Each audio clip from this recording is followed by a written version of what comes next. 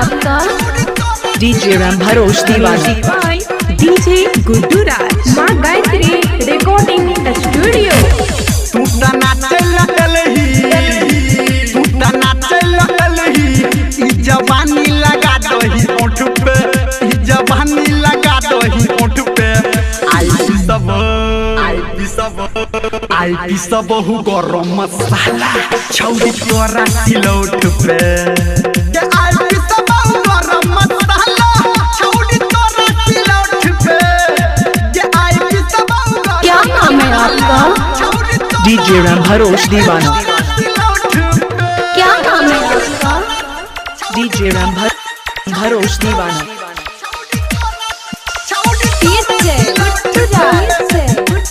मधुबनी मधुबनी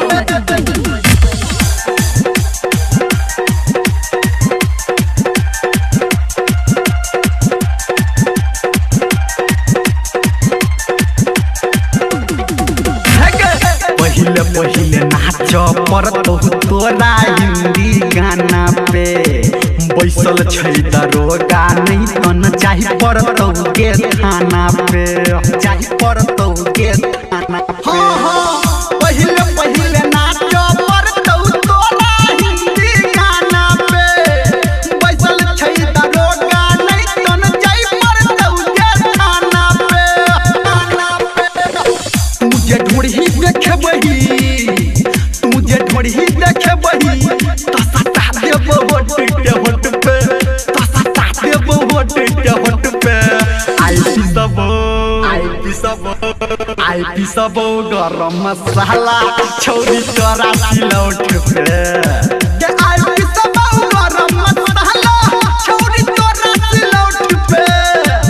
आई सब गरम मसाला छौरी तोरा सिलौट लौट पे। छौरी तोरा छौरी तोरा छौरी तोरा छौरी तोरा मधुबनी मधुबनी। क्या नाम है आपका? डीजे राम भरोस दीवाना, भरोस दीवाना। चंग रहा अभी आप सुन रहे भेजा हैं बाजार। सावरिया म्यूजिक।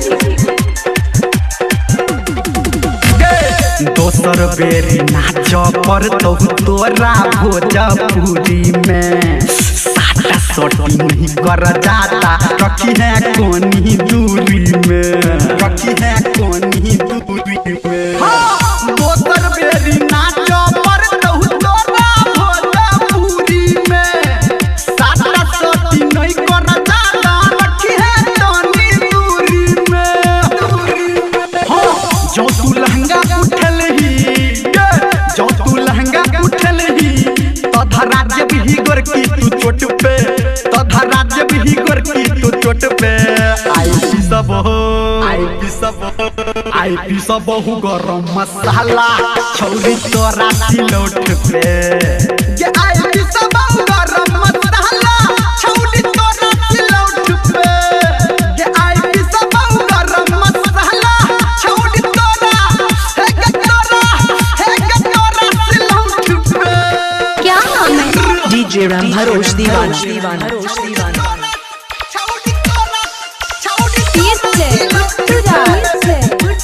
मधुबनी मधुबनी। क्या नाम है आपका? डीजे राम भरोस दीवाना। चंग रहा भेजा बाजार।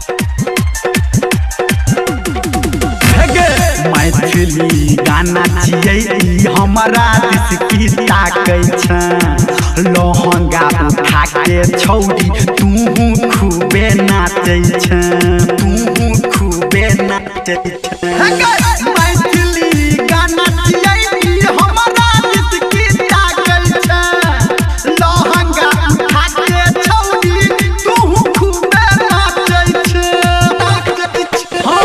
कहो निर्मलिया कहो डीजे संजय गौतम आ धर्मेंद्र नचेतौ के नोट पे।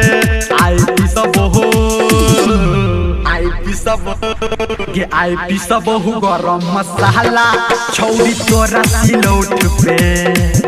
आई सब हु गरम मसाला छौरी तोरा सिलौट पे।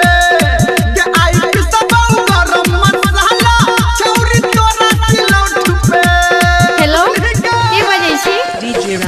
दीवाना